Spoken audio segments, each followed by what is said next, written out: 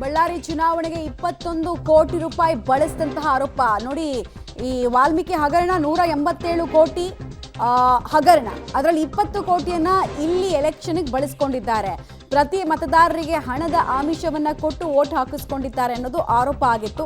ಬೆಳ್ಳಂಬೆಳಗ್ಗೆ ಇಡಿ team ಇದೇ ವಿಚಾರವಾಗಿ raid ಮಾಡಿದೆ. ಟೋಟಲ್ ಆಗಿ 21 ಕೋಟಿ ಅವ್ಯವಹಾರ ಚುನಾವಣೆಯ ಅಕ್ರಮಕ್ಕೆ ಸಂಬಂಧಪಟ್ಟಂತೆ ನಡೆಸಿದ್ದಾರೆ ಅನ್ನೋದು ಪ್ರಾಥಮಿಕ ಮಾಹಿತಿ. ಈ ತುಕಾರಾಂ ಅವರನ್ನ ಕೂಡ ವಶಕ್ಕೆ ಪಡೆದಿದ್ದಾರಂತೆ. ಇನ್ನು ಅರೆಸ್ಟ್ ತೋರಿಸ್ತಾ ಇಲ್ಲ.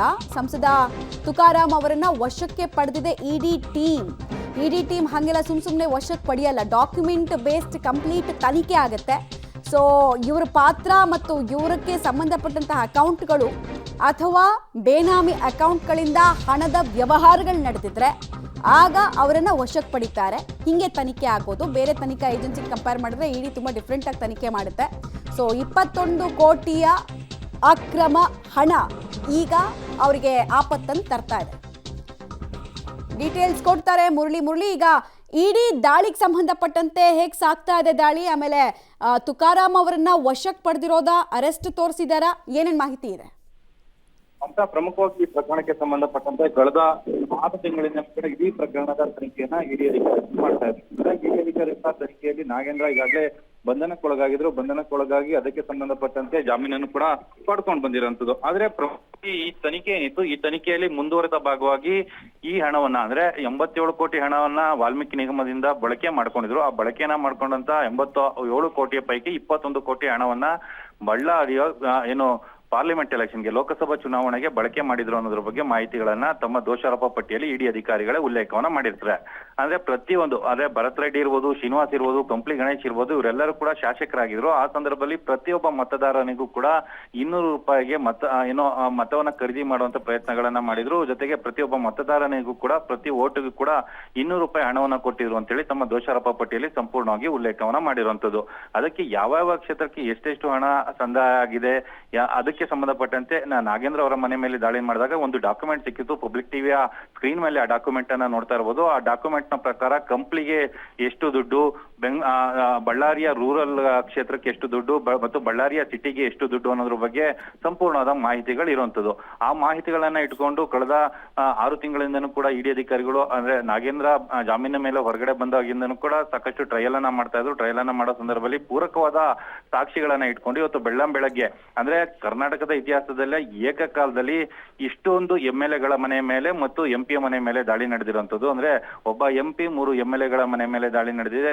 ನಡೆದಿ ಅದರಲ್ಲೂ ಕೂಡ MP ತುಕಾರಾಂ ಅವರು ಅಂದ್ರೆ ಬಳ್ಳಾರಿಯ ಸಂಸದರು ಅವರನ್ನ ವಶಕ್ಕೆ ಪಡ್ಕೊಂಡಿದ್ದಾರೆ. ವಶಕ್ಕೆ ಪಡ್ಕೊಂಡು ವಿಚಾರಣೆಯನ್ನ ಮಾಡ್ತಾ ಇದ್ದಾರೆ. ವಿಚಾರಣೆ ಮಾಡಿ ದಾಖಲೆಗಳನ್ನ ಪರಿಶೀಲನೆ ಮಾಡ್ತಾ ಇರುವಂತದ್ದು. ಬಹುತೇಕ ಈಗಿನ ಮಾಹಿತಿ ಪ್ರಕಾರ ಸಂಸದ ತುಕಾರಾಂ ಏನಿದ್ದಾರೆ ಅವರನ್ನ ಬಂಧನಕ್ಕೊಳಪಡಿಸ್ತಾರೆ ಅನ್ನೋದ್ರ ಬಗ್ಗೆನೂ ಕೂಡ ಸದ್ಯಕ್ಕೆ ಮಾಹಿತಿಗಳು ಸಿಗ್ತಾ ಇರುವಂತದ್ದು. ಅಂದ್ರೆ ಕಂಪ್ಲಿ ಕ್ಷೇತ್ರಕ್ಕೆ ಎಷ್ಟು ಹಣ ಸಂದಾಯ ಆಗಿತ್ತು, ಅದಕ್ಕೆ ಪೂರಕವಾದ ಹೇಳಿಕೆಗಳನ್ನ ಅಲ್ಲಿಯ ಶಾಸಕರ ಬಳಿಯಲ್ಲಿ ದಾಖಲನ್ನ ಮಾಡ್ಕೊಳ್ಬೇಕಾರಂತದ್ದು. ಮತ್ತು ನಾರಾ ಭರತ್ ರೆಡ್ಡಿ ಈ ಹಿಂದೆ ಈಗಾಗಲೇ ಇಡಿ ರೇಡ್ ಅನ್ನ ಮಾಡಿತ್ತು ಬೇರೊಂದು ಪ್ರಕರಣಕ್ಕೆ ಸಂಬಂಧಪಟ್ಟಂತೆ.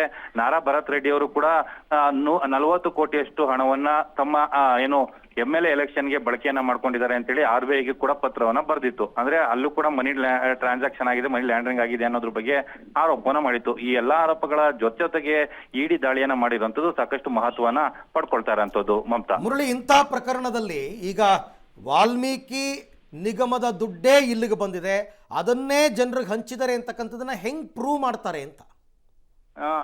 ಅರವಿಂದ್, ಏನಂದ್ರೆ ಇದಕ್ಕೆ ಸಂಬಂಧಪಟ್ಟಂತೆ ಈಗಾಗಲೇ ಡಿಜಿಟಲ್ ಎವಿಡೆನ್ಸ್ಗಳು ಪ್ರಮುಖವಾಗಿ ಇಡಿಯ ಮನಿ ಲ್ಯಾಂಡ್ರಿಂಗ್ ನ ತನಿಖೆಯಲ್ಲಿ ಏನಿರುತ್ತೆ ಅದರಲ್ಲಿ ಡಿಜಿಟಲ್ ಎವಿಡೆನ್ಸ್ಗಳೇನಿರುತ್ತೆ ಆ ಡಿಜಿಟಲ್ ಎವಿಡೆನ್ಸ್ಗಳು ಕೂಡ ಪ್ರಮುಖವಾದ ಪಾತ್ರವನ್ನ ವಹಿಸುವಂತದ್ದು. ಅಂದ್ರೆ ಅರವಿಂದ್, ಈ ಹಣವನ್ನ ಒಂದು ಕೈಯಿಂದ ಮತ್ತೊಂದು ಕೈಗೆ ಟ್ರಾನ್ಸಾಕ್ಟ್ ಅನ್ನ ಮಾಡೋ ಸಂದರ್ಭದಲ್ಲಿ 20 ರೂಪಾಯಿ ನೋಟ್ ಅನ್ನ ಬಳಕೆಯನ್ನ ಮಾಡಿದ್ದಾರೆ. ಅಂದ್ರೆ 20 ರೂಪಾಯಿ ನೋಟಿಗೆ ಹವಾಲಾದ ಒಂದು ಕೋಡ್ ಆಗಿ ಬಳಕೆಯನ್ನ ಮಾಡ್ಕೊಂಡಿದ್ದಾರೆ ಅನ್ನೋದ್ರ ಬಗ್ಗೆ ಮಾಹಿತಿಗಳು ಸಿಕ್ಕಿರುವಂತದ್ದು. ಇಡಿಯ ಚಾರ್ಜ್ ಶೀಟ್ ಅಲ್ಲಿ ಆ 20 ರೂಪಾಯಿ ನೋಟ್ ಯಾವುದು, ಜೊತೆಗೆ ಅದನ್ನ ವಾಟ್ಸ್ಆಪ್ ನ ಮೂಲಕ ಸೆಂಡ್ ಅನ್ನ ಮಾಡಿರುವಂತದ್ದು, ಅದನ್ನ ಕೂಡ ರಿಕವರ್ ಅನ್ನ ಮಾಡಿದ್ದಾರೆ. ಜೊತೆಗೆ 10 ಕೋಟಿ ಹಣವನ್ನ ಇದರಲ್ಲಿ ಒಂದು ಬ್ಯಾಗ್ ನಲ್ಲಿ ತುಂಬಿಟ್ಟಿರುವಂತದ್ದು, ಒಂದು ಟೇಬಲ್ ಮೇಲೆ ಹಾಕಿರುವಂತದ್ದು, ಆ ಫೋಟೋನ ತೆಗೆದು ಇದು ಕಂಪ್ಲಿ ಕ್ಷೇತ್ರಕ್ಕೆ ತಲುಪಿದೆ ಅಂತ ಹೇಳಿ ಉಲ್ಲೇಖವನ್ನ ಮಾಡಿ ಒಂದು ಮೆಸೇಜ್ ಅನ್ನು ಕೂಡ ಮಾಡಿದ್ದಾರೆ.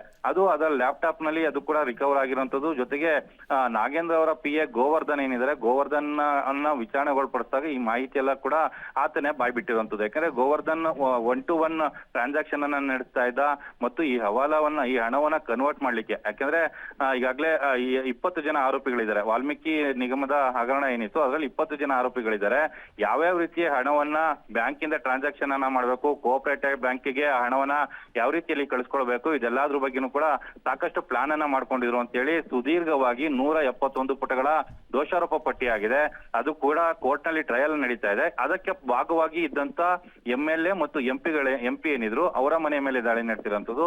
ಬಹುತೇಕ ಅವರ ಹೇಳಿಕೆಗಳನ್ನ ದಾಖಲು ಮಾಡ್ಕೊಂಡ ನಂತರ ಇಡಿಯ ತನಿಖೆ ಯಾವ ರೀತಿಯಲ್ಲಿ ಮುಂದುವರಿತಿ ಅನ್ನೋದ್ರ ಬಗ್ಗೆ ಕಾದ್ ನೋಡ್ಬೇಕಾಗಿರುವಂತದ್ದು. ಹಾಗೆ ಸಂಪರ್ಕದಲ್ಲಿರಿ ಮುರಳಿ, ನಿಮ್ ಜೊತೆ ಮತ್ತೆ ಮಾತನಾಡ್ತೀನಿ. ಈ ವಿಚಾರಕ್ಕೆ ಸಂಬಂಧಪಟ್ಟಂತೆ ಇನ್ನಷ್ಟು ಅಪ್ಡೇಟ್ಸ್ಗಳು ಸಿಗ್ತಾ ಇದೆ. ಒಟ್ಟಾರೆ ಈಗ ಸದ್ಯಕ್ಕೆ ಒಬ್ಬ ಸಂಸದರು 3 ಶಾಸಕರ ಮನೆಯ ಮೇಲೆ ಜಾರಿ ನಿರ್ದೇಶನಾಲಯದ ಅಧಿಕಾರಿಗಳು ದಾಳಿಯನ್ನ ಮಾಡಿದ್ದಾರೆ. ಅದರಲ್ಲಿ ಸಂಸದ ತುಕಾರಾಂ ಅವರನ್ನ ವಶಕ್ಕೆ ಪಡೆದಿದ್ದಾರೆ.